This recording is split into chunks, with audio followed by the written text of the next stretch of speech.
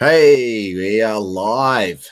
We are live here for the third XYZ live stream. As you can probably tell, we're going to be doing this weekly now, just taking a few topics of the previous week, so things that are current, and just discussing them and answering some questions for anyone who's in the live stream. So we'll just wait until maybe a couple of people join, or we'll just yarn away, won't we, David?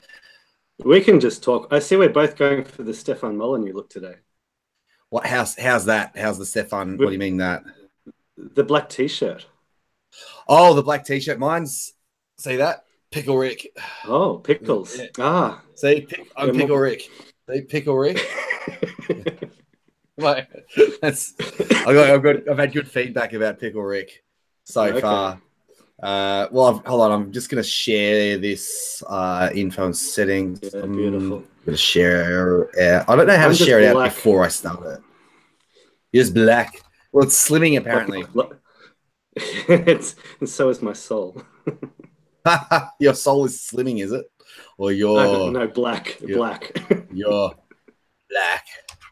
Live streaming now. Are you sharing this on XYZ? Live streaming now. Yes. We've put it up on the Facebook. Oh, it's on the Facebook. Fantastic. Oh, you still use Facebook, of course. Yes, a good day when that place dies. Yeah, I honestly don't know how we've managed not to get kicked off. I keep getting messages from all these other pages saying that they've been banned for 30 days, banned for a week, they just keep getting banned.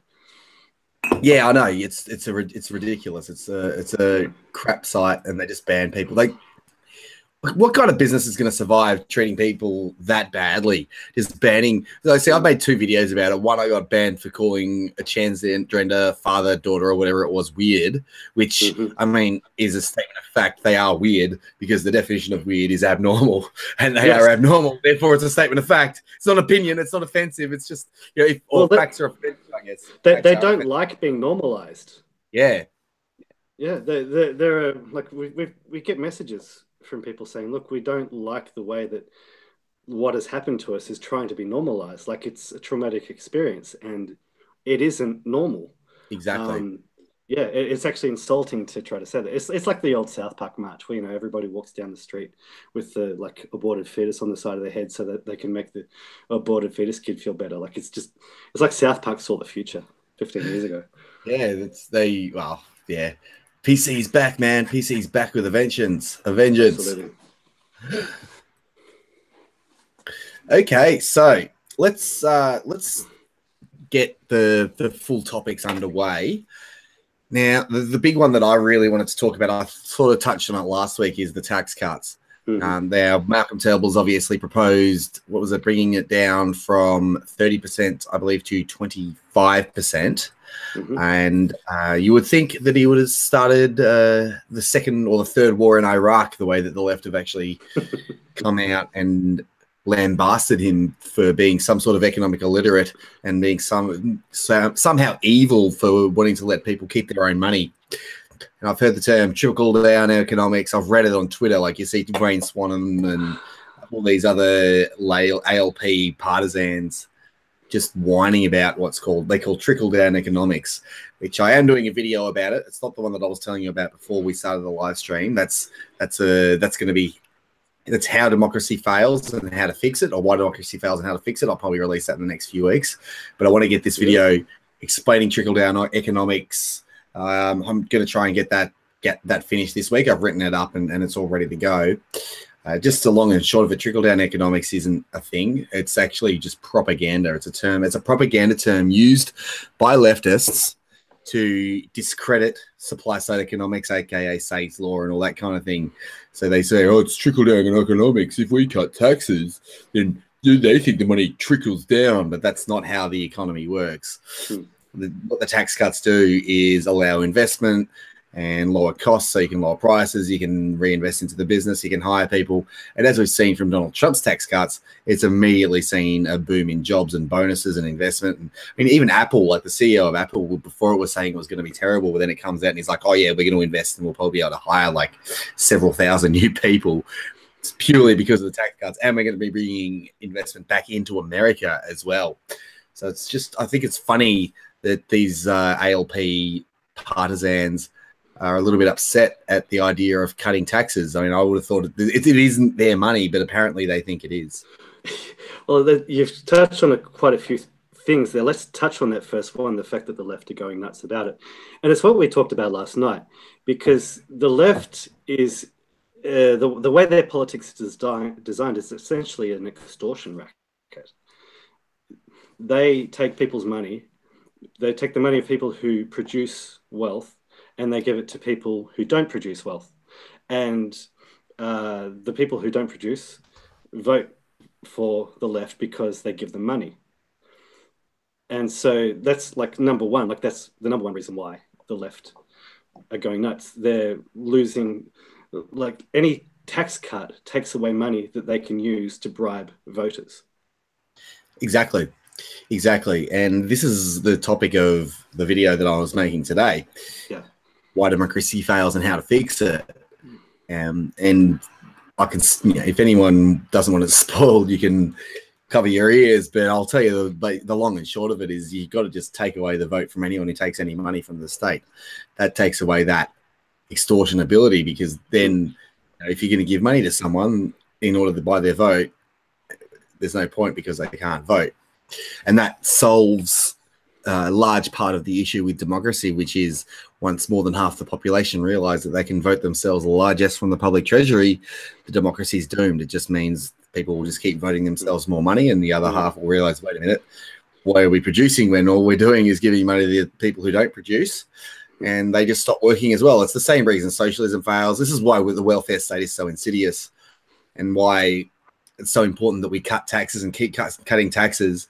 And then when the government sort of realizes, wait a minute, we can't afford to spend anymore, they'll be basically forced to cut spending as well, because they've cut taxes, and what are they going to do? Raise them again? Well, the ALP want to raise taxes. The ALP think that raising taxes is a good thing. They think that it's good to steal money off people. I'm not exactly sure how they got to that conclusion, but they were probably raised by bad people. It's the only explanation I can think of. It's an interesting thing you talk about social democracy, socialism, because at the moment we're kind of like living in a social democracy. Like, yes, we have the Liberal Party in power, but they've putting through a lot of Labor Party policies because Tony Abbott made promises to keep the NDIS and the Gonski and all that sort of stuff. And so whether it's actual full-blown socialism or social democracy, if you keep taking money away from the people who produce, eventually it's all going to collapse. Either way, it doesn't matter. It doesn't make a difference. Well, that's exactly right. And not only are you taking your money away from people who produce, you're giving it to people who don't produce, giving them even more of an incentive to not produce.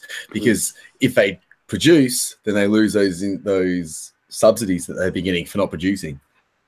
So it's quite an insidious system that ultimately collapses it on itself eventually. Like there's nothing that can stop the collapse of that system, given the incentives that are built into it. You've got to actually produce wealth in order to grow an economy. And once in the end, like you said, if you're taking money away from people who are producing wealth, then guess what happens? No one's going to produce wealth anymore, and it'll collapse, and bad stuff happens.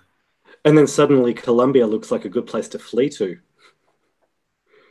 Did you see that one? Well, that's the thing. Oh, no, I didn't. I don't know what you're talking about. If you're actually talking about something specific. There are photos of people packing a bridge, trying to get out of Venezuela at a border crossing to try to get into Colombia, of all places. People are fleeing into Colombia. And get this, the Colombians are like tightening their border restrictions. Well, you see, the thing is, you laugh, but Colombia has this reputation as being a super violent place because of Pablo Escobar, who was an absolute mental case who killed a great number of people because he was just a horrendous individual. And so, like, everyone thinks of Colombia and they've got, wow, drug lords and violence and car bombs and buildings getting blown up. But about, I think it was early 2000s, or about the same time that Chavez came into power in Venezuela, a different president, I can't remember his name, but it was a different president came to power in Colombia and has basically sent the army through the entire country to get rid of all the guerrillas, or guerrillas is what they call it. So get rid of all the guerrillas and all the rebels and all these, drug lords and all that kind of stuff in the countryside. And then what he did was, he lowered taxes, lowered regulations, and liberalized their economy, turned it into a free market economy. And, 15, 20 years on, you can see the difference between what happened in Venezuela and Colombia. And it's like Colombia is booming and it's becoming one of the safest, richest places in South America. And then you got Venezuela where people are starving. But for some reason, people still think socialism is a good idea. This is the thing. It's the evidence. The evidence will never convince. The evidence will never convince a socialist, because for them, it's not actually about the results. It's about feeling good and emotions and having power over other people. Like anyone who is actively working as a socialist activist, who isn't just a complete numbnut, useful idiot, genuinely believes that if there is the revolution, then they'll be the ones in power. But they don't. It's not the case. These are the ones that get shot first. Yes, and then the psychopaths take over. Yeah. Going back to back to the tax cuts, and so we were talking about what's going on in the US. It's a great example of how Donald Trump is changing the world, because there's no way that Malcolm Turnbull would be proposing these tax cuts if Donald Trump hadn't proposed them in the United States, and if there hadn't been a roaring success over there. It was great. Like I was seeing, reading a comment by the Reserve Bank, the head of the Reserve Bank here, and he referred to international tax pressures that influenced the decision. I loved that. It's like, just say it in English. Donald Trump has cut taxes, and if we don't cut taxes, we're going to lose out. And so it's fantastic, like that. Hopefully Australia is following suit. Whether they get it through the Senate is a whole nother matter.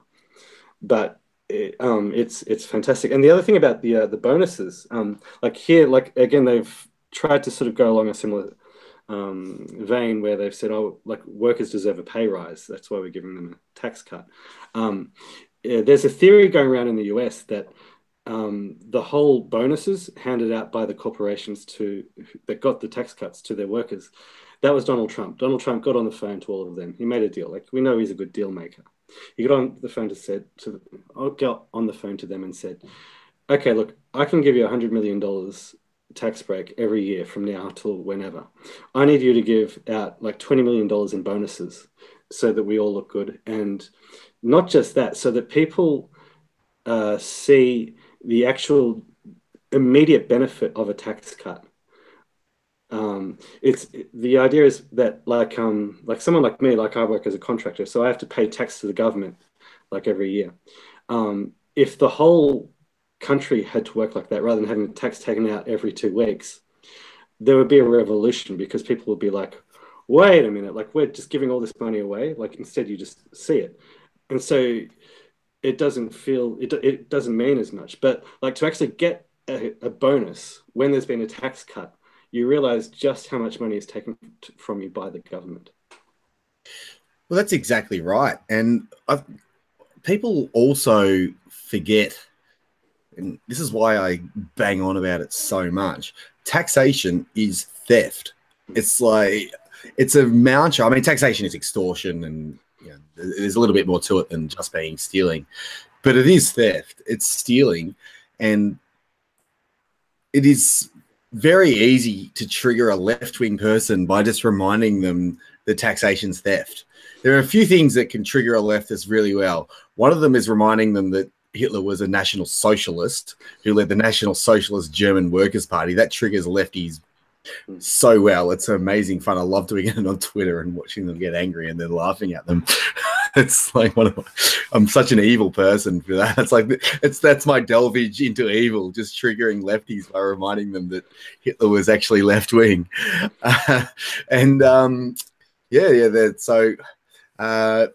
Sorry, I just lost my train of thought. What were we talking about again? What was the other way? Taxation is theft, Matty. Taxation is theft. Sorry, I was laughing so much. I was laughing so much at the Hitler as a leftist thing in my head that I lost it. Thanks, man. But yeah. So taxation is theft, and you remind them of that taxation is theft, and it's like, no, taxation is the price we pay for living in a modern society. No, the price we pay for living in a modern civilized society is the work we do in order to sell our goods and services and get money and pay for our life within a modern society. That's the price we pay.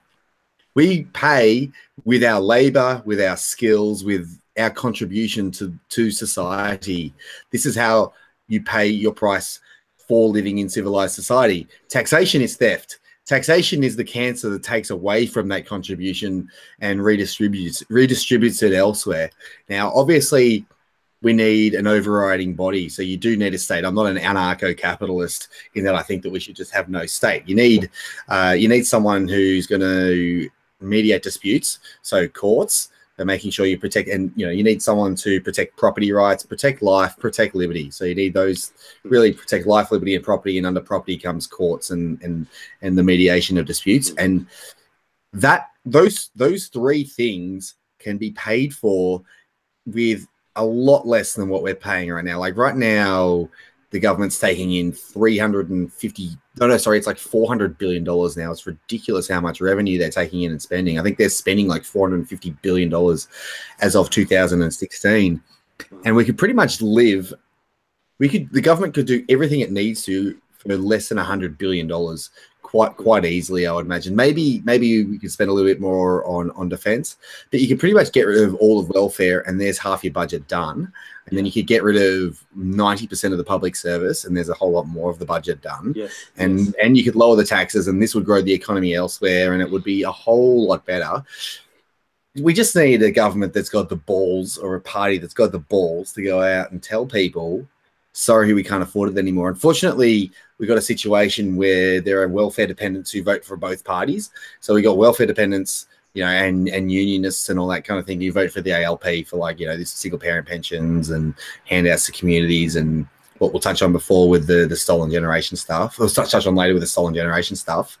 But then on the side of the Liberals, you got all these pensioners who believe not unjustly either. They're not unjustified in their belief that they are owed money by the taxpayer because they pay taxes their whole life. And I agree with them. I think that they do have a really good point. Unfortunately, taxation is still theft and it's still getting paid for them through stolen money. So yeah, money got stolen off them and two wrongs don't make it right. So what we really need is someone to, sorry, you go. Yeah, just on a few of the points, I would just add it, in terms of the responsibility of the state just to protect the borders and, from my point of view, make sure nobody comes in. And just on that last one, regarding the pensioners, when we look long term, one of the issues that we face, do you really see yourself collecting your superannuation in about 40 years? Or do you think the government will steal it? That's a really good question. I would not be surprised if there's no superannuation. I mean, superannuation reform is something that I could really talk about. We could talk about for a while as well. Long story short, we need to fix superannuation. You can fix it very easily. First of all, you make all contributions 100% tax deductible, uncapped. And secondly, you tax it coming out at whatever the marginal rate is. See, that's how you get people to. This is how you get rid of the need for the pension, because say you're earning $200,000 a year and you can deduct as much as you like and it's all completely tax deductible, goes straight into your superannuation. You could basically donate half to your super, do that for 10 years, you got $1 million and you're pretty much set. Or, you do it for 20 years, 2 million, you can keep upping it. You do it, you'd be able to save it. And then that would reduce the need for the pension as well.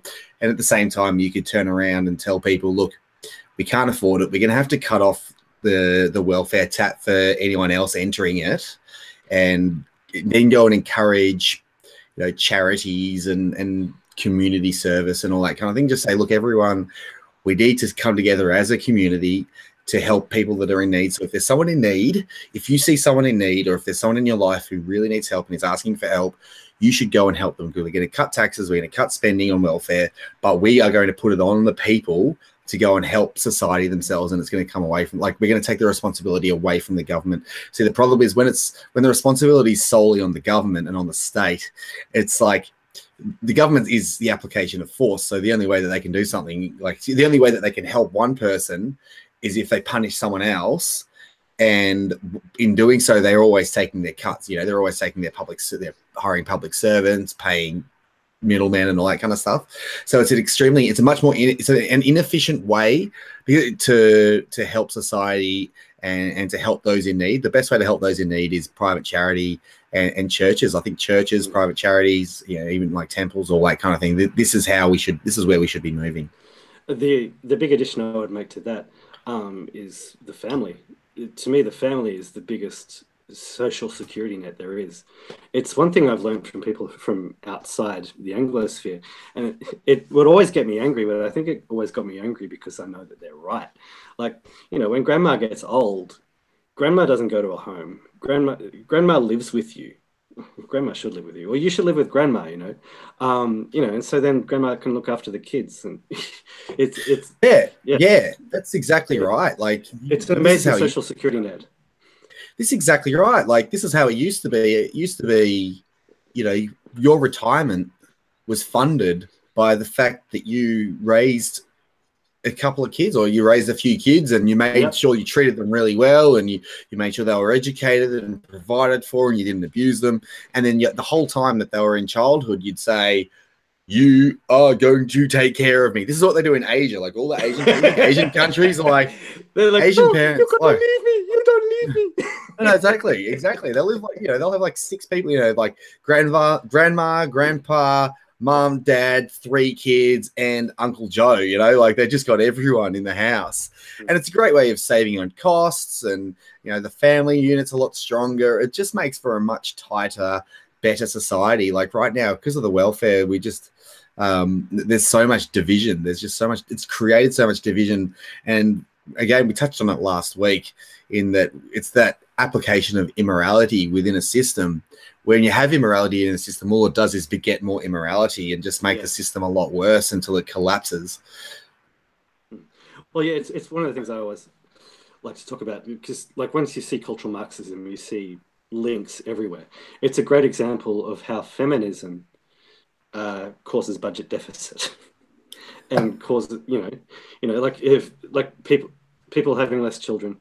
You know, like there are a number of reasons. Like another one is like lots of immigrants coming in, high taxation, people can't afford to have children, that sort of stuff.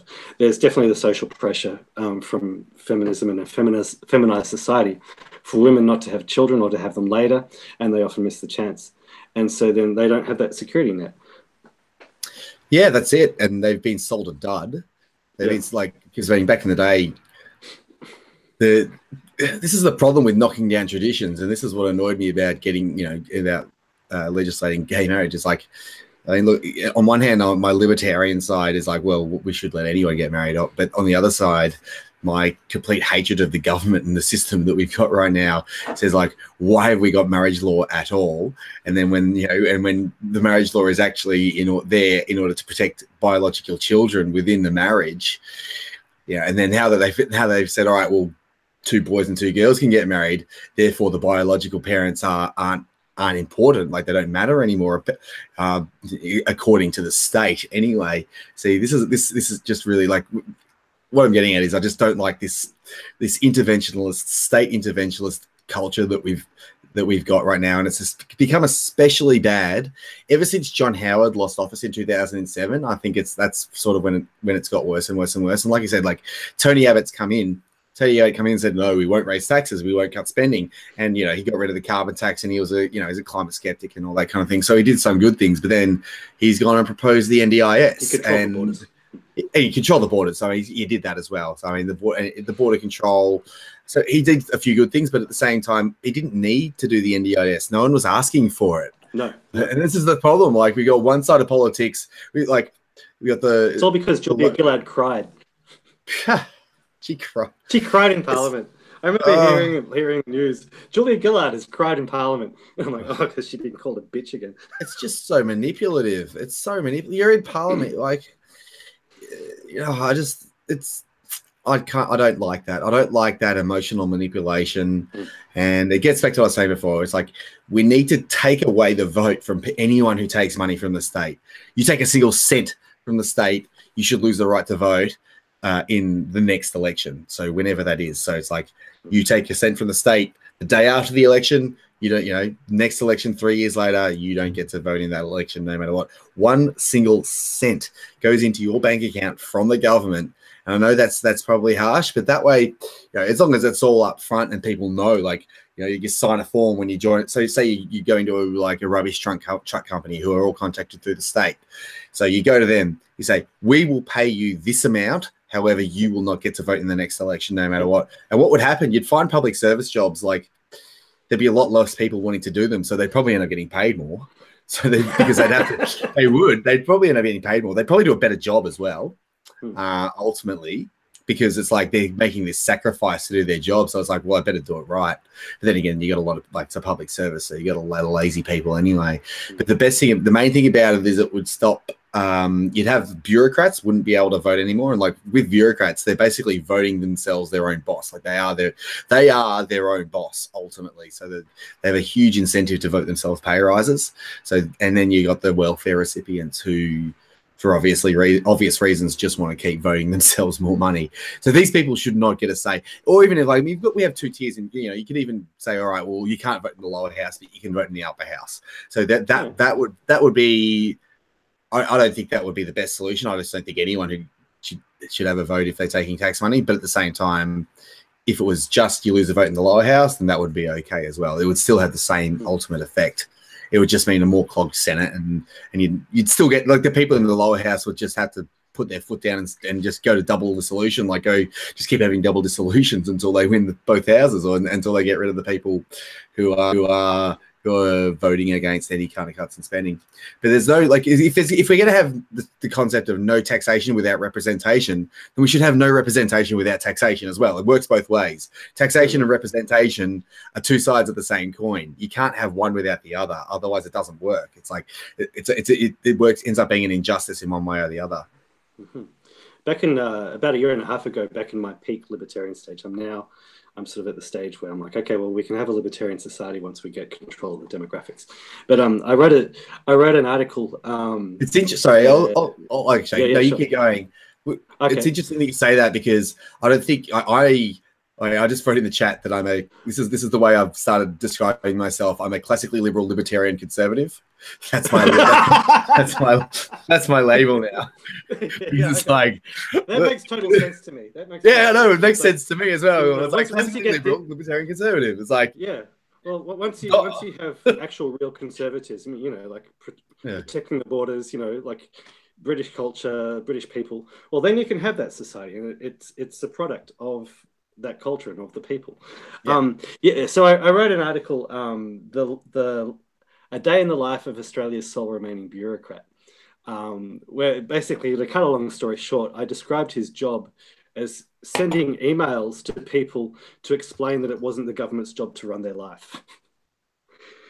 All you need to do is hire one person to do that, and you'll have a good economy. Yeah, that's right. Sorry, I should just mention, someone just said something when I was taking the vote away from people in the public service. There is an exception to that, and that is people in the army and frontline police, fireys, and potentially ambos, because it's a pretty dangerous job as well. So I would say anyone who's working on taxpayer money, who's putting their life on the line and putting their physical safety at risk, I don't think it's fair to take the vote away from them, and I think they've earned the right to have a say on how the money is spent, because they're doing a public service. That's a public service. That's a genuine service to the public, especially, and I think anyone who's actually done a tour of duty overseas or in a war should have the vote for life regardless. That way they can get a military pension, because, I mean, I would... How about citizenship? And military citizenship, well, that's what the Romans did, and they ended up getting taken over by the barbarians. Okay. Well, that can be used as a form of bribery. I do see your point. Exactly. Yeah, exactly. The thing is, it's frontline. Like, you could imagine that there'd be people, like, there would be people coming in and saying, well, we'll just pay the army. We'll just have a huge army of army people. Which is why it would be only people who have actually put their life on the line. And, like, for police, it's only people who are putting their life on the line. So any police bureaucrats. So if you're working in the office, you don't. But if you're actually going and doing a regular, you're doing a patrol around every night, then you would get it. This might be the XYZ's first chance to debate about Roman history. Yes, like the citizenship was used as a form of bribery, but Rome at the time was experiencing similar problems to us. Like they were, the currency was horribly debased. They had a form of socialism in the bread and circuses, and so the government was spending too much money. There was demographic decline, and so they had to get their soldiers from somewhere. So that bribery was a product of the socialism. Oh yeah, I've seen. Yeah, I understand that. That's why Rome actually ultimately collapsed, and it was the socialistic. It was the welfare state. The welfare state killed Rome as well. All right, we should let's move on to the next topic. I did have a question from one of the audience, Sylar. It's a very good video. Thank you very much. Very good video. We need more people with voice. What do you think about the drug driving laws in the future? Would you believe half the population will have a conviction? And it would. Okay, I do have a pretty strong opinion on the drug driving laws. My problem with the drug driving laws is, well, the testing. Like they say, it's only 24 hours, but you can get. Like I have a mate who took MDMA and got busted 2 days later, and I know other people who have been busted 3 days later. And I would imagine this happens with most drugs. You can get busted several days later, even though you're not affected by it. That's what really annoys me. It should be done on intoxication and whether or not you're affected at the time, which is why you probably need sobriety tests rather than drug tests. And then the second thing that annoys me about it is I've been smoking marijuana for a while now. I'm a high-functioning pothead. Not high right now. I don't smoke every day, all day, but I do smoke fairly regularly. Like I'm on a 3-week fast at the moment, so no weed for 3 weeks at least. I'm a high-functioning pothead. My ability to drive does not change. I could be high off my brains and I'd still be fine. Well, maybe not. Maybe not if I was high off my brains, but like, get high off my brains, wait 2 hours, and I'd be fine in a couple of hours. So this is a problem for me. And they've done tests where people who are regular smokers of marijuana, their scores on driving tests don't actually drop. It's people who aren't used to it, theirs do. But then, the next day, if they do it again over the next few days, it's fine. But for me, I could be high and still be perfectly capable of driving. So this is what annoys me about drug driving laws: the fact that the tests detect days ago, and the fact that marijuana isn't actually that bad for you when it comes to your hand-eye coordination in a driving sense. Obviously, it doesn't improve your driving, but it doesn't. It's much. If you are high, I would think it affects you less than if you were even 0.05 blood alcohol limit. Well, I've actually never had drugs. Like I've plenty of alcohol. I'm thinking of doing drunk blogging, but I've never had drugs, and it's partly for moral reasons and partly just because what I've seen happen to other people. It's one of those ones where my sort of increasing conservatism sort of conflicts with libertarianism, and depending on what time of day it is, I'll give you a different answer. I think I can see the argument you make about sobriety versus whether you're affected by it. I think that's there's a line there, and if they can find a way to make that work, that would be interesting. It's a toughie. It's one of those ones where, again, it's one of those ways that the state just pushes up the controls. Like we live in a country where we accept the idea that police will set up a roadblock, and they can actually get something physical from your body, like your breath. I think in America they're not allowed to do that without a court order. And we just accept it, and so they set up a roadblock and they check people for warrants as well. So again, maybe they're getting rid of people who are criminals or whatever, but it's just that encroachment of the state where I'll use my ultimate cop out. It just makes me feel a bit uncomfortable. That's the answer I give when I'm not quite sure which side to fall on. There's just a really deep sense of unease. So the drugs, I've actually got a video. I made it in December on which argues that we should end all prohibition on drugs. I haven't published it yet. I'm just keeping it in the bank. I've got videos in the bank, or one now. so that this way, if I ever get busy, I can just be like, all right, because I'm trying to get one video out a week at least, so that way I can just throw it up. And this is because it's one that's timeless. I can just leave it there and I could publish it. You know, I could publish it next year and it would still be relevant. So I think that all drugs should be legalized, unless, other than maybe ice. I think ice is, because ice gets people, it turns people into maniacs and makes them violent. So, but if ice, why not heroin as well? Well, yeah, heroin. I'd say heroin. Well, heroin's fine in terms of, because for me, it's all about the effect on other people. Now, heroin, if you're on heroin, I've never taken heroin, but you know, I know the effects of it, and it just sends people into zombies. They just fall asleep or sit on the couch and watch TV or whatever. See, They'll I'm do not anything concerned. To get it, won't they? Like, it causes a lot of crime. Yeah, that's the thing. That's because it's illegal. Because it's illegal. If it was legalized, it would be a lot cheaper. So, right, you know, it would be a lot cheaper. Heroin, like, these aren't expensive products. Like, you know, you go to Colombia and you pay gringo price. It's $5 a gram for cocaine. That's gringo price. So they get it cheaper, like $5 a gram. Think about that. Like 1 gram of Sorry, cocaine. I don't know how the economy works. Okay, so one gram. A normal casual user, 1 gram, you know, one person, if they went really hard, would use that in a whole night out, so several hours. And you think about that, like in that time, you could probably have 20 drinks and spend like $100, $200 or whatever. But you know, that's a gram of cocaine. I don't know how it is with heroin, but I think it's a similar sort of ratio. And the price is about, it's like the price of cocaine in Australia is $300 a gram. And I think heroin, I don't know what the price of heroin or ice or anything like that is. But if it was legalized, it would be a lot cheaper. And I would imagine that a lot of the people that are on ice, like a lot of these ice smackies, would go back to heroin if it was much more available. And I know saying I would rather people on heroin isn't, you know, some people might take that out of context and say you want people to be drug addicted on heroin. No, that's not the case. I think heroin's a silly thing to do. I think it's a drug that will kill you. It is a drug that will kill you. It's a drug that will ruin your life. But I would much rather have the drug addicts in society addicted to heroin than to ice, because a drug addict on heroin won't go out and beat people up randomly and start stabbing people and punching people in the face. But a drug addict on ice will. Plus, do you think it would have a serious effect on organized crime then?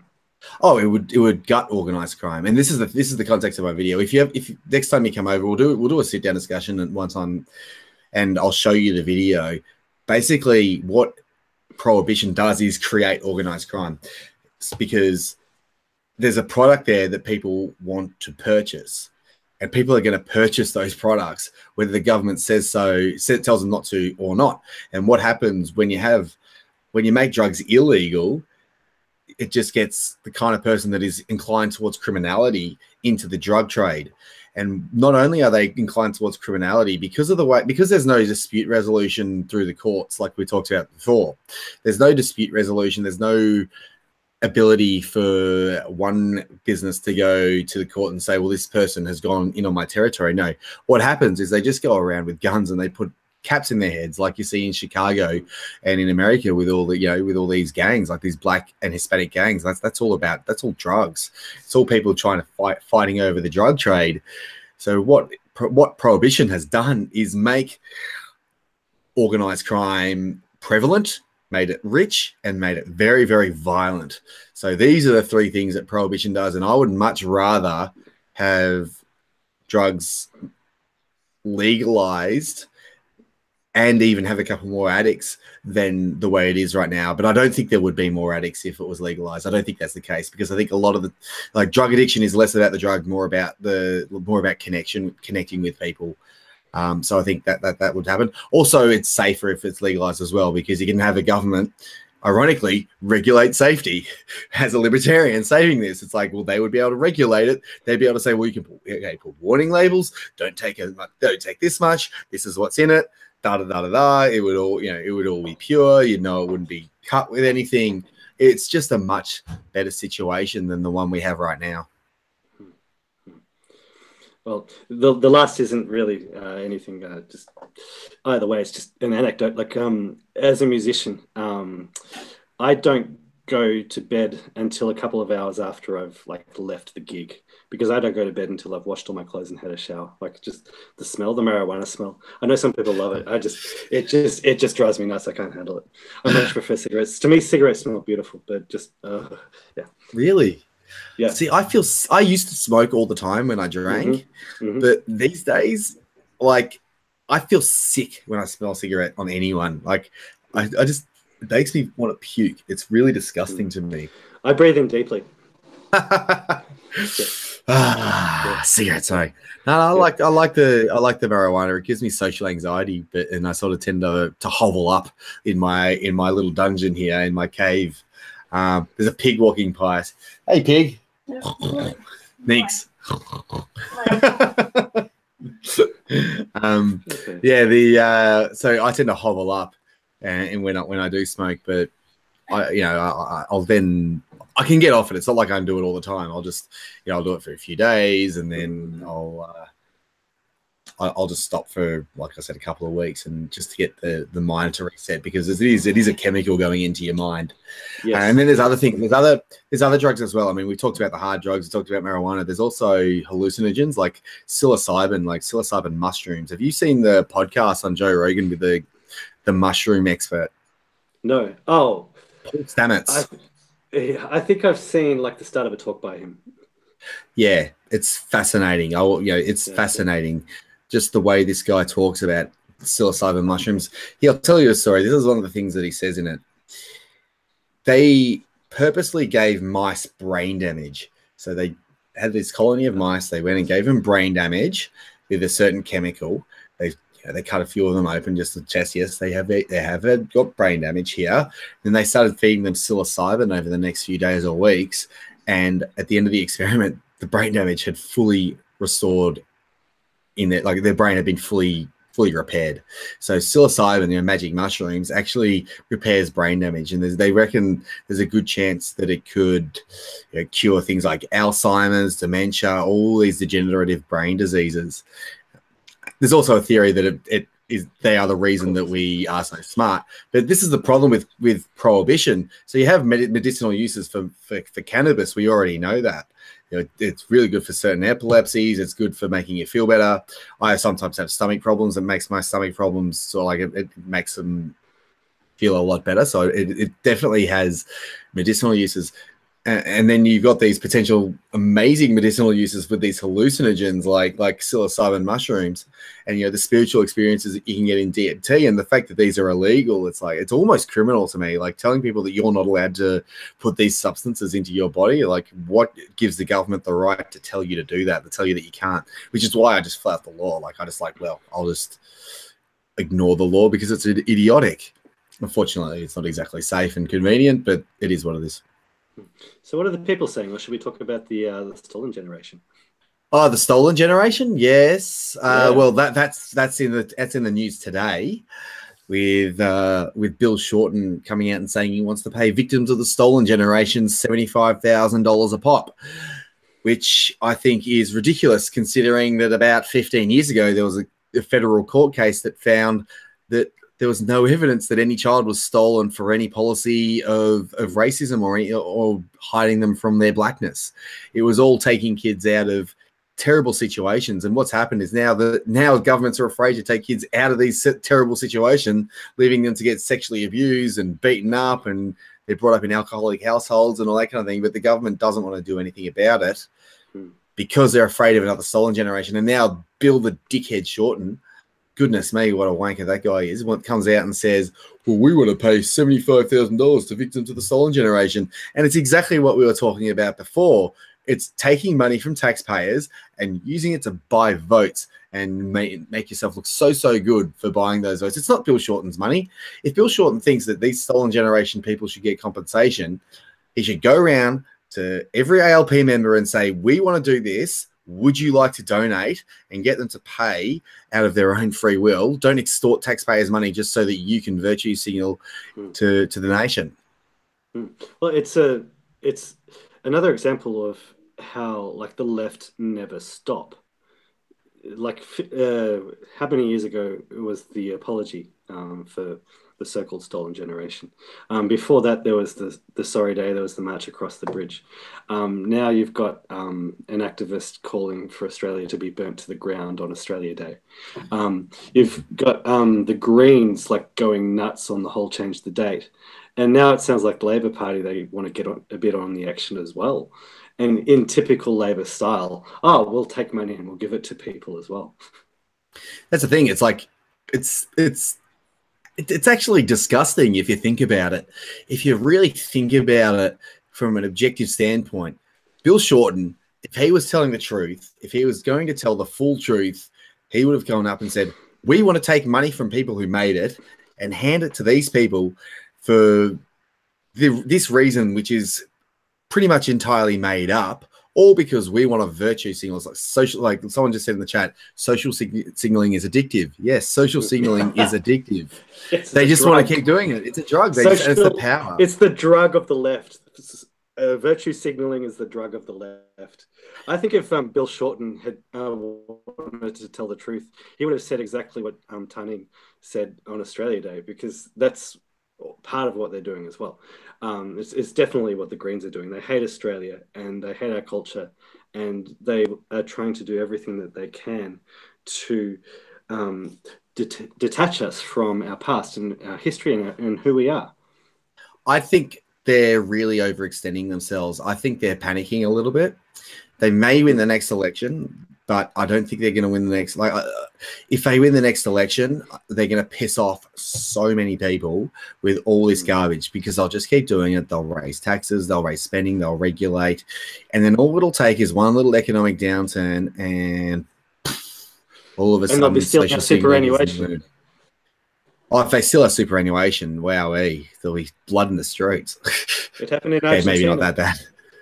Yeah, well, that's the thing. It's like you wouldn't put it past them. You wouldn't put it past the ALP. I mean, the unions control a lot of the superannuation funds, but you would not put it past them. But ultimately, here's the thing: it's like if the central bank just keeps printing money, then the superannuation will probably be worth nothing anyway. Which is why I'm buying cryptos. I'm like, ever since our discussion that we haven't put up, that frequently asked questions where we talk about the cryptocurrencies, I've got right into it. Yeah, it's got to go up. To the people listening, you don't know what we're talking about. We did a podcast about cryptocurrencies, which is going to be going up soon. So we make all these videos and then don't put them up for ages, because that's just the way we are. And so we'll be putting them up eventually. But yeah, I've been buying all these cryptocurrencies. I've been buying all these cryptocurrencies in the fingers crossed, hoping that they go to the roof. Hoping I can become it's not Bitcoin. I think Bitcoin's too high to become a mega wealthy out of it. I bought $50 worth of Bitcoin and then lost $25 overnight, because it went from like hold on to it. Just hold on to it. I'm just holding on to them. I'm gonna just buy them gradually. It's so convenient to buy. Like, you just put it on the account and you buy instantly, and there's no they take like a very, very small fee every time you purchase. Jen Warner is in the chat. She's a fan of the channel. Just said George Soros uses crypto. You support Soros. Really? Is that true? Does he actually use cryptocurrencies? Oh, I'd like to look that up. I definitely don't support Soros. That's definitely 100%. I'll find out which cryptocurrency he uses mainly, or which one he uses. It would surprise me. It would surprise me. Ask him. I'll give him a call as well. Hey George, when you get back from the lizard planet, come and let us know what your thoughts on cryptocurrencies are. Oh man, George, he just uses the crypt. That's so. He just said he just uses the crypt, which wouldn't surprise me at all. He's a funny. Oh man, George, with George Soros, you look at the guy. The guy even looks evil. He looks evil. Like, you just look at the guy and you're just like, wow. He actually looks like a snake person. He looks like a lizard covered in human skin. This is what I think every time I look at him. Like, it's the lizard man. Yeah, he looks like Yoda. The Empire did nothing wrong. Sorry, what was that? The Empire did nothing wrong. The Empire did nothing wrong. The Empire did nothing wrong. Geez, Well, now I'm starting to sympathize with the Empire because, you know, the rebellion sort of ditched Luke Skywalker and turned into a feminazi movement. It's like, well, maybe Darth Vader wasn't such a bad guy. You know, maybe the Emperor was onto something. Probably Darth Vader was just looking out for his family. Yeah, he was just looking at. He was just looking out for his family. Ultimately, he wanted his son to join him. He wanted his sister to join him. He that's wanted it. His daughter to join him. Yeah, he wants his sister. And, yeah, that's it. Yeah. Let's see. So we're talking about the stolen generations. Do you want to talk about some of the dishy goss and when it comes to Barnaby Joyce and his young squeeze? I'm not touching that with a 30-foot pole.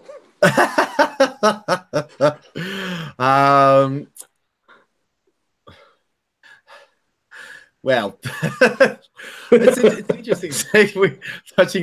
He touched it with a 10-inch pole, apparently. She's quite pretty. Really, you think? I don't think so. I actually think his. I mean, you can see his wife would have been hotter in the day. I mean, his wife's a bit older now. A couple of his daughters aren't too attractive. I mean, aren't unattractive, I should say. So he's. I mean, it's hard to blame him. He's got this girl who's like, you know, he's in his 50s and she's in her 30s and she's probably all over him. So he's just like, hit the jackpot, get to reset. But unfortunately, see the actual affair itself. I mean, I'm okay. Well, look, his children are all at least teenagers, so they've been raised past the helplessness stage. They're old enough to take care of themselves now. They would have been these girls would have been considered women not all that long ago, probably even 100, 200 years ago. They would have still been considered women. The issue is, though, he did actually use taxpayer money to give her jobs. He gave her this job, $190,000, which was like just for her. Plus, she got overtime and all that kind of thing. It was a job specifically made for her. And I think there was another one that they did as well. So it's not the affair that's the problem. It's the fact that he was using taxpayer money to support her, which I think is a very bad thing. Like that's something that he should be held to account for. It's just happened. Like the affair itself is just, you know, that's just gossip mag stuff. It just makes me really sad. That's all I've got to say on that. I know I've just said that's all I've got to say.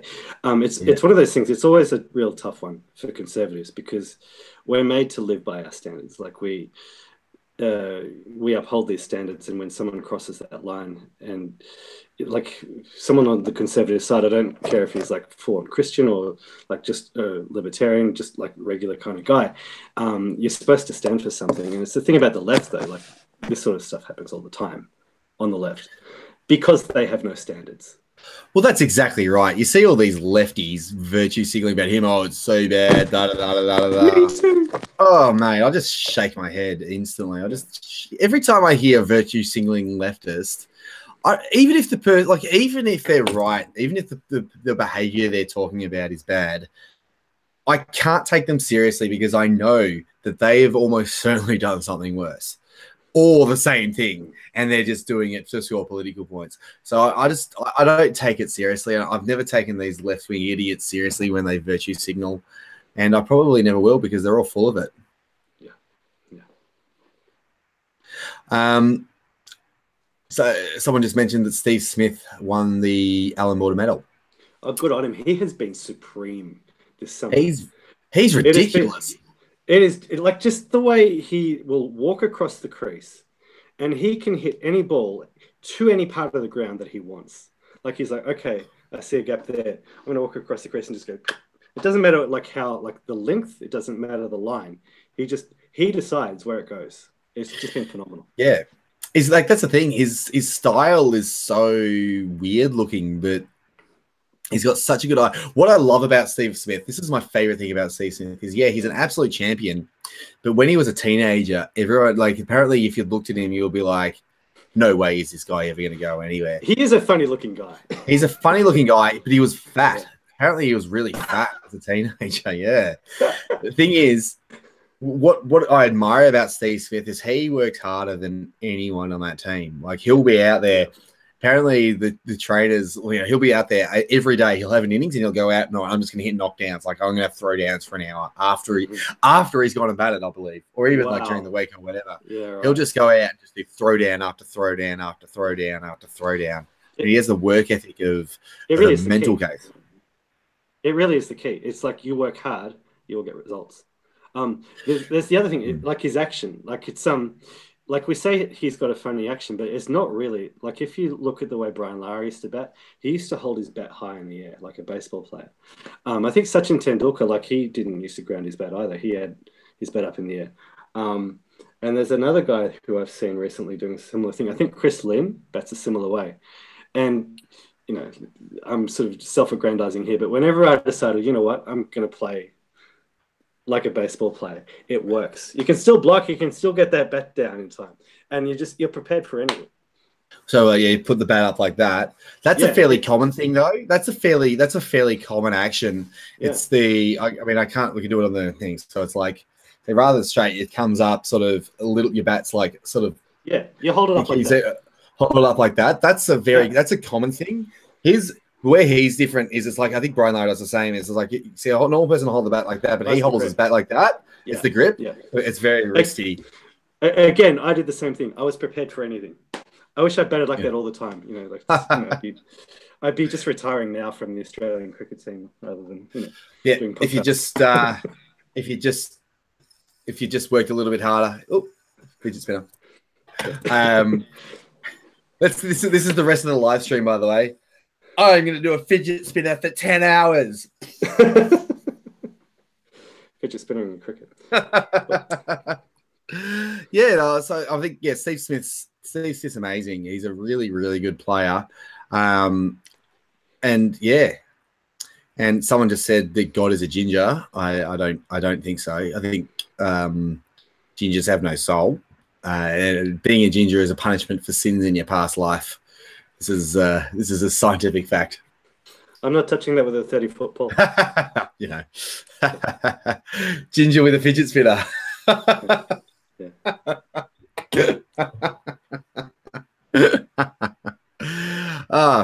Any other topics you want to bring up? Chat, any questions from chat? Like, do you guys want to ask us anything in the world going on right now that you'd like to ask us? I mean, we had a few topics sort of set out, and we really covered them pretty well. I mean, I wanted to talk about. I know what we can talk about. This is the last topic that I had written down. The CNN. CNN loves North Korea. Like, CNN, it's not just CNN, it's ABC, like American ABC loves North Korea. They have come out. I mean, let's have a look. I'll pull up Twitter. And we'll have a look at North Korea. Let's see. Latest. So it's CNN, NBC. You got to see the cheerleaders, man. Like, the cheerleaders that they've got. Are they hot? No, they're not hot, because they all have the same haircut. They all have the same haircut. And they're just it's okay. We have a question from someone as well. We can answer that in a second. Yeah, so they're all like this. It's like they're this cheesy, they're this fake smile like this, like all in sync, and it's just really creepy. A bit cult-like. Very cult-like, and you can see that if they ever got it wrong during training, like someone's come up behind them and whack them in the back of their head with a whip. No rice for you tonight. They normally they're living on like half a bowl of rice. And then what they've done is they fatten them up for the Olympics. For the month before the Olympics, they've just given them like 10 bowls of rice a day and all that kind of thing. So they're not skin and bones. Yeah. Well, the observation I made about the opening ceremony was that they sang Imagine at the opening ceremony, and like they were saying, we want peace between South Korea and North Korea, but Imagine was written by John Lennon, who was a communist, and it's about communism. It's saying, imagine there are no countries, there's no religion, there's no property. Well, they tried that. It killed over 100 million people. It killed more people than two world wars combined. And so you're basically saying, well, if we adopt the ideology of our northern neighbor, then we can have peace with them. Yeah, and everyone can die. That's a really good deal right there. I didn't know that they played that song. Yeah. That song, it sounds nice, and it's like communism hitting the ears of a sub 90 IQ troglodyte. It sounds nice, but when you actually listen to the lyrics and pay attention, it's like this is kind of silly. And it's like someone in the chats asked a good question. Yeah. What do you think religion has in? What role do you think religion has in the alt right? So, I mean, like they've asked alt right. So I'm not alt right, and you're not alt right. But I think in terms of the way I'll answer the question is the new right, so the new media, the new classically liberal, conservative, libertarians, you know. And I personally think religion has a very, very strong role to play. I think people are desperate for meaning, especially with Jordan Peterson becoming so prominent and having such a good message, which is based in religion, which is based in Christianity, and as well as other religions, as well as Taoism and Buddhism and things like that. And plus, plus some of the classics like I think Socrates and Marcus Aurelius, I believe, as well. But yeah, so I think that they are. Sorry, what was I going to say? So I think religion is a very, very important aspect of it, especially now that people are coming back to reason and needing meaning in their life, like we've done for the last two generations. So sort of baby boomers, Gen X, Gen Y, and millennials, or I think Gen Y and millennials are the same thing, but like baby boomers, in sort of the last 30, 40 years, we've had this materialistic, hedonistic society where people have been told that, kids don't matter and you should buy your stuff and, get drunk and don't do drugs, they're illegal, but if you do drugs, it's okay. That sort of society where people are focusing mainly on worldly pleasures, but ultimately people have started realizing also that it leaves you devoid of meaning. And what people are really crying out for is meaning. And I find that when I go to church, it's a very, very positive experience, resoundingly. People have been turned off religion a lot by propaganda. A lot of it's left-wing propaganda in the media. That's a big part of it. But also religion maybe got a little bit tired and a little bit stale. And it sort of had to come back. It's had to re-find itself. Christianity especially has had to re-find itself. And I believe it's doing that. And I believe it's doing that with a lot of the things that Jordan Peterson's saying, in that, they're coming back to the individual relationship with God and finding meaning and finding purpose in your life and doing good things and loving people and joining and having a community and all that kind of thing. Because of the fracturing of the family unit and the community, this is the problem with the left. Like they destroy these things, but they forget that a lot of them have been built up because of human instinct. It's not like, and because especially British Europeans have been bred to be more individualistic and have these Christian values, to lose them, it's left people a little bit empty. And as soon as when people find that people find their way back to God, I think it really resonates with people. I think people really start to feel a lot better about themselves once they really, really accept God back into their lives. I mean, that's my take on it. What's your take on it? Yeah. Quite a few points to make, actually. When I started the XYZ, I was an atheist. Now I really am warming to the term cultural Christian. And my definition of that is basically someone who doesn't believe in God but recognizes that Christianity is just vital to our civilization. It's one of the pillars of Western civilization, and it's why I've been so eager to encourage like Christian views on the XYZ, because I think it's one of the key things to promote to restore our civilization. The left have very deliberately attacked Christianity because they recognize this. They recognize that you attack the Christian church, you're also attacking the family, and you're attacking our heritage, which goes back 2,000 years and like covers the whole of European civilization. How we were once up here, like we were, the Roman Empire was supreme, and then we fell, and we found our way back up again. Like in the meantime, China's done this, and we've just done that. So it's a real connection to our past. Again, I was talking about that before, which they have deliberately attacked, and it's been going on for a couple of hundred years. Like it's been going on since the French Revolution. So it's important to recognize that and to really fight for it. With regard to the alt-right, it's become a real sort of sticking point for a lot of people because there's the argument on one side that like it's a Jewish religion, and so there's that argument, and so there are people who on the other side are promoting paganism. And what I would basically say is like just look at all the benefits that you get from Christianity, and like it's its own thing basically, and we've got to find a way to work together. Like both Christianity and pagan religion is like, like it has European heritage to it. And like you shouldn't, I'm not convinced by the arguments against Christianity basically. And I think it's really, really vital to just keeping everything together. And the final point I would make is that I think it moderates some of the passions of nationalism. Like I talk about like controlling the borders, making sure who comes into this country and all that sort of stuff. I go really strong on that.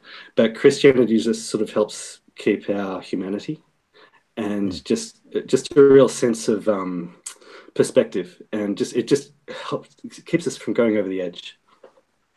Yeah, look, I do tend to agree. And just a couple of my new favorite fan, Jen Warner, has come back and said a couple of things. Firstly, it said you don't need a religion to be kind or have morals. That's 100% correct. I do agree that you don't need to have religion to have morals. I think morals are actually universal and built into the fabric of the universe by God. You can believe it's not God, but like, I mean, it's up to you, because obviously we can't prove it either way. But I think there is universal morality. I think, well, there is universal morality. It's been proven by universally preferable behavior. I know Jen doesn't like that at all. But I used to make that argument, but now I'm not so convinced. I think it's one of those ones where it's like, maybe Marx is onto something. He talks about it being the opium of the masses.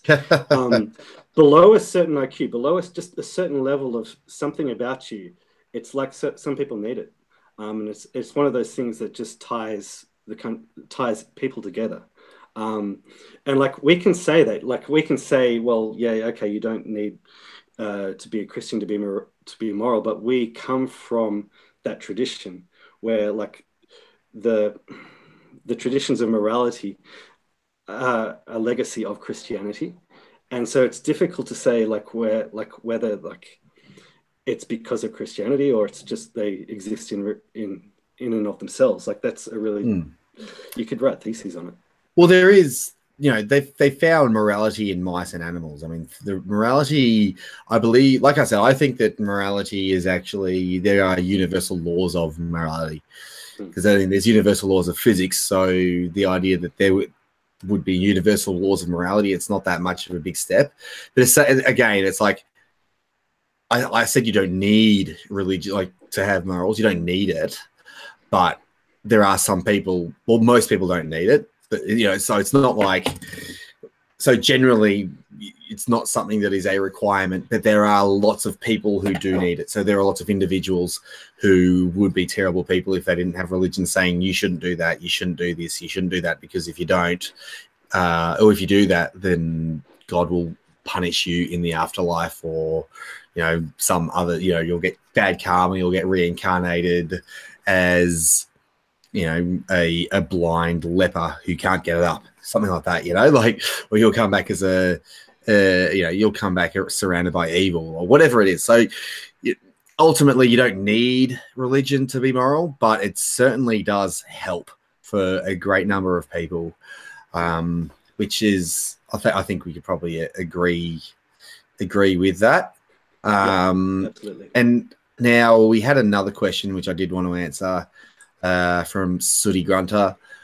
What do you think about China? They have a lot of influence on our politics and gaining strength across the globe. Now, this is thank you for that question. That's a really good question that I'd love to answer, because I haven't told many people. I haven't said this on my channel yet, but I grew up in Hong Kong, so China is quite close to my heart.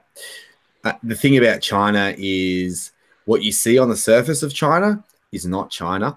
They are very, what's the word? They're very determined to paint a picture which is a lot more positive than it otherwise is. China is essentially a Europe with various countries that are bound together with an iron fist.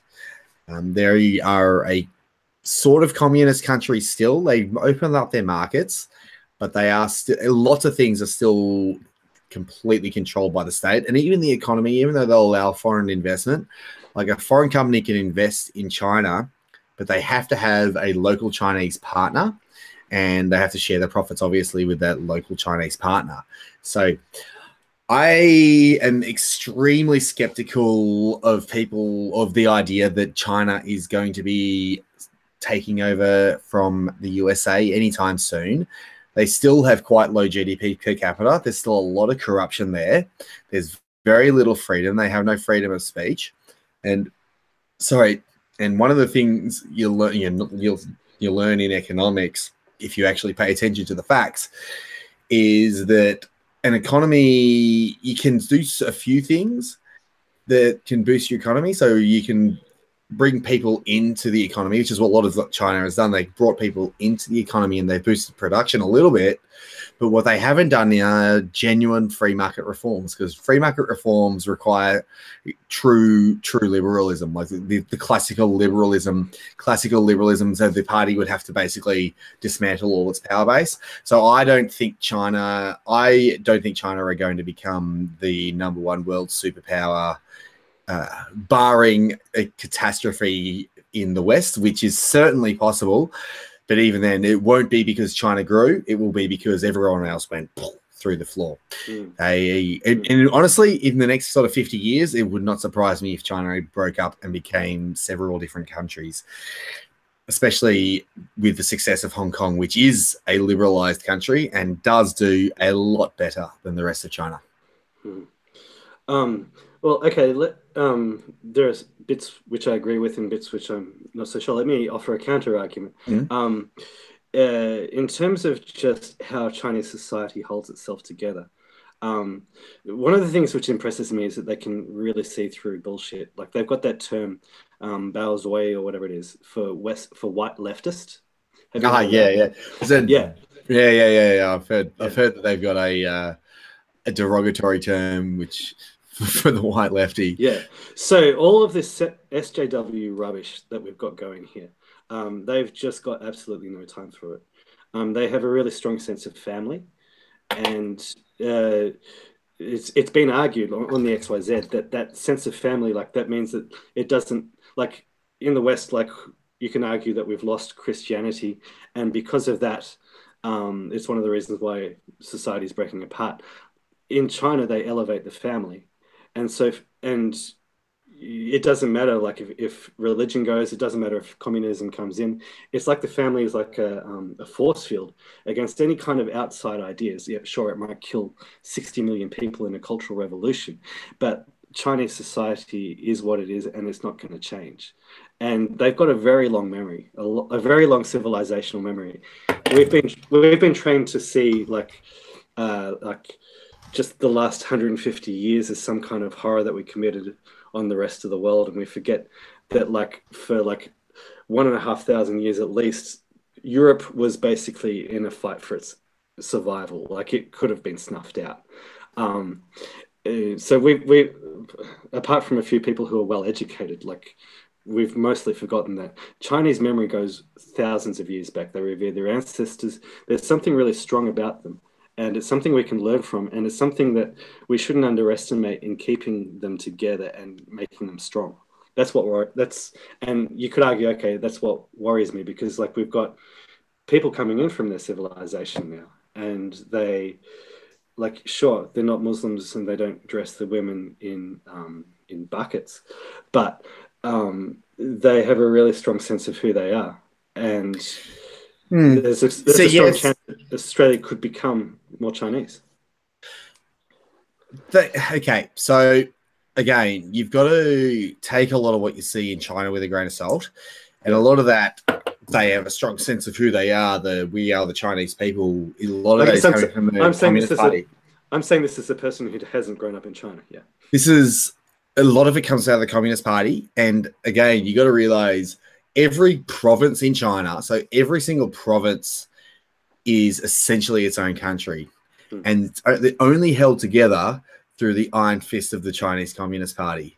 And I mean, China, they brutally oppress their people, and I mean brutally. Like, have you ever heard of this thing called Falun Gong? Oh yeah, yeah. So Falun Gong is basically what I would consider the Chinese Christian movement, and it does look a lot like Christianity. I mean, it was started by another guy, but the guy promotes compassion, tolerance, and being truthful and being truthful.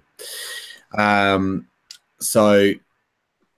I think what happened with the government is they've seen it, and they've seen this spiritual practice and all these people coming out, and they've just brutally shut it down. And they've arrested people who practice in Falun Gong, and they send them off to labor camps and literally harvest them for their organs. The thing is, what they don't realize is that if this is a genuine Chinese Christian movement, all that will do is make it stronger, and more people will join it. And because what's happened is a lot of these Chinese people have gone out and started protesting as Falun Gong members, and there's 100 million of them in China. 100 million people practice Falun Gong, including some high-level party officials. So I mean, on one hand, I think China could well collapse very, very quickly, but on the other hand, I think that if it did, it does have the potential to turn into something a lot better, and it does have the potential to turn into a truly Western liberalized, like properly liberalized, not in the left-wing sense, in the libertarian, classical liberal, the Western, pro-Western sense, that they could turn into a truly liberalized society because their IQ's high enough and they're interested in business and making money. So, like, a lot of their problem is they do have that culture of the strong dominating the weak. The state worship in China has been going on for a long time, since Confucius, basically. So it's really built into their psyche in much the same way that Christianity is built into European society. But again, like I said, I mean, if this Falun Gong really keeps on going, and then it really could reform the country in a very, very positive way. I've triggered a lot of my friends by pointing out that whenever we go to see one of those amazing Chinese movies, that we're basically watching Chinese Communist Party propaganda, like whether it's the Great Wall, sort of depicting the Westerners as the guys where, oh no, we can't let them have gunpowder because what would these evil Westerners do with it? Or back in the last decade, there was a movie where like the whole point of the movie was that China should be one country and we should end the war, the civil war, so that China can become one country. And it doesn't matter if we kill thousands and millions of people because China is one country. Like, it was just propaganda. And it was funny that my friends couldn't see that, but it's that's why I started the XYZ.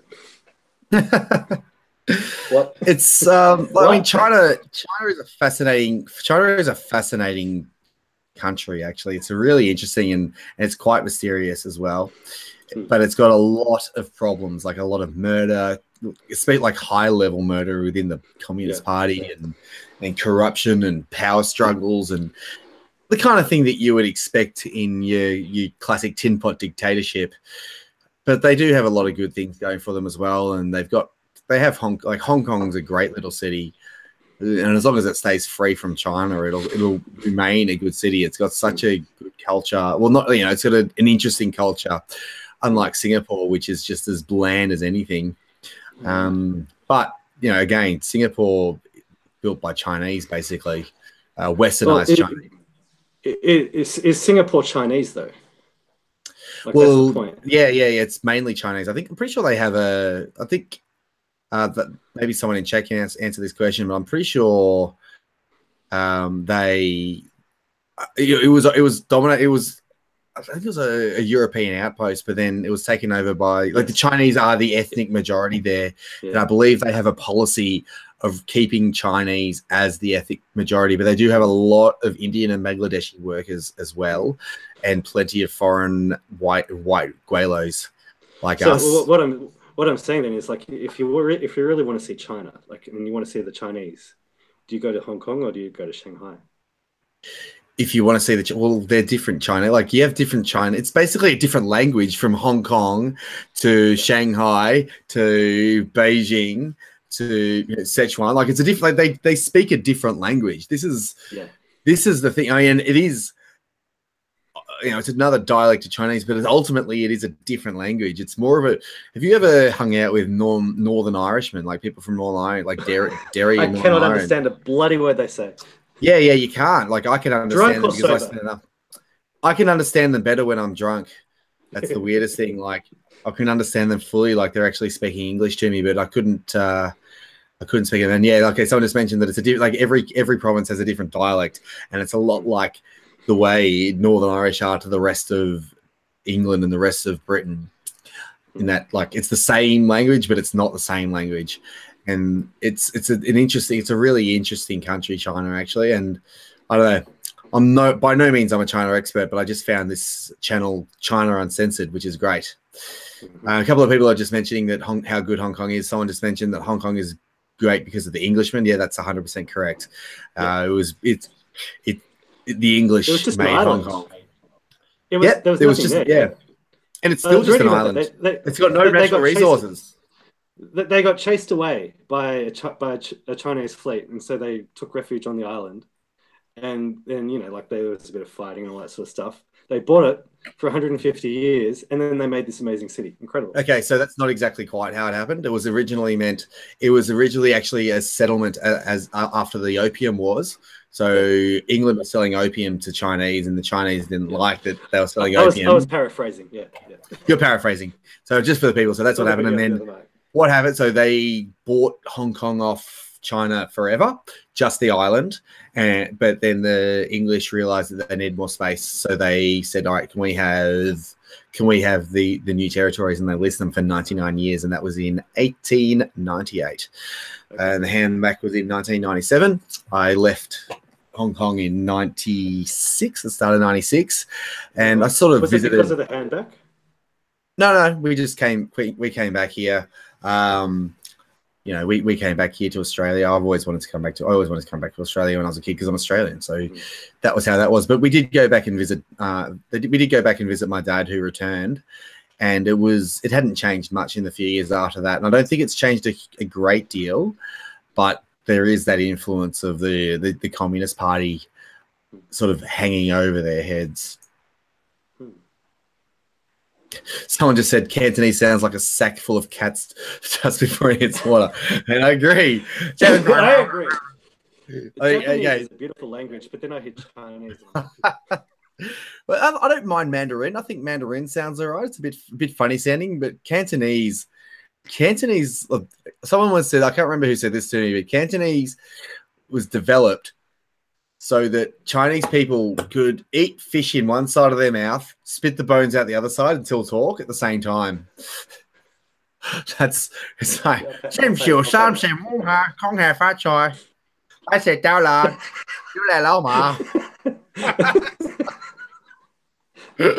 a horrendous sounding. It's such a horrible language.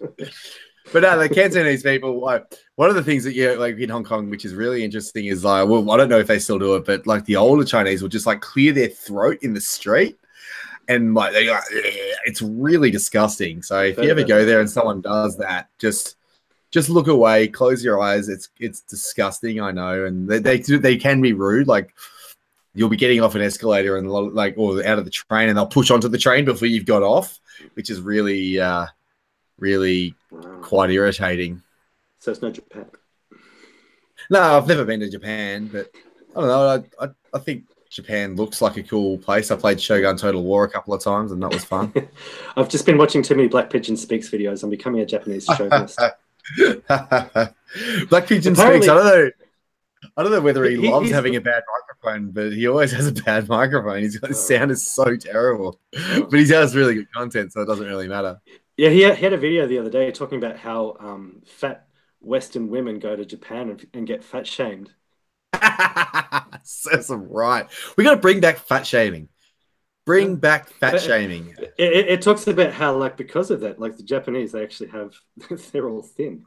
Yeah, that would be a big part of it, and it's important. It's important to shame people for doing things that are unhealthy. I mean, they have the right to go and do things that are unhealthy, but this whole fat is beautiful kind of garbage that the left loves to like spew at us, trying to tell me that this fat, disgusting, thunder-thighed pig who's been spending the last 3 years with her head in the trough is somehow attractive. Ugh. Yeah. It's there was a line from an article where a lady said, in Japan, I couldn't always forget about my weight like I did in America. Yes. That's it. And it's like I've always had a bit of a problem with weight.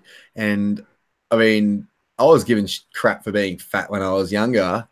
And it's made me really focus on exercising and eating healthy. I mean, I'm still fat now, but I'd be a lot fatter if I wasn't fat shamed when I was younger. I'd be really overweight. And it's like, for me, it's really important that I exercise and eat well. I mean, it's hard as well because I like food, and I especially like chocolate and lollies and ice cream, which is really strange for a 33-year-old bloke. But I do like my really crappy junk food. So it's important that I eat healthy. I'm convinced that fat shaming is adding years to my life. Yeah. It probably is. It probably is. But as is the not doing of the drugs, although you should probably do magic mushrooms. Although that was a joke, YouTube censors. Don't do drugs. Don't do drugs. I think it's one of the few things they won't censor us for. Oh, yeah. Drug use censors, but it's like if you talk about it, it's okay. Yeah, so any other questions? I think we've had a good little live stream, and we've covered quite a number. Yeah, it's been a good one. So for all the people listening right now, we are going to be doing this weekly. We've done 2 weekly now. Now we'll probably be continuing on this channel, on my channel, because the other XYZ guys can't get their act together. But I think it works well on my channel, to be honest with you. And we can always do, like, you know, my channel Monday and then your channel another time, or frequently asked questions like podcasts on your channel. But we will be doing a live stream weekly. If you don't know who XYZ are, go check them out. www.xyz.net.au. Is it .net.au? .net.au. Yeah. .net.au, and check out the stuff. Check out their channel. It is in the description of the live stream. It's somewhere in all the garbage there. You can actually check out their maybe I haven't linked to their channel. It's on mine. It's in my related channels, so you can actually see their channel on my related channels. Not a great deal of content there, but it will be adding. There's a lot of written articles that are really interesting. And yeah, that was the 3rd ever XYZ live stream, and we'll hopefully see everyone back here same time next week around. We're aiming for 9 o'clock, but we started a bit late today. Yeah. 9 to 9:30, and you'll get the notification for the live stream anyway, and I will put it on my Twitter and mine and all that kind of stuff. So yeah, thanks for watching, everyone. We really appreciate your support, and hope to see you all next week. And again, if you have any questions, if you have anything you want to talk about, just come and bring it into the live stream, and hopefully we can answer all your questions. Beautiful. And thanks to all the XYZ listeners and the readers. Thanks for continuing to support our Patreon, and just to keep reading us, and we'll just keep creating great content.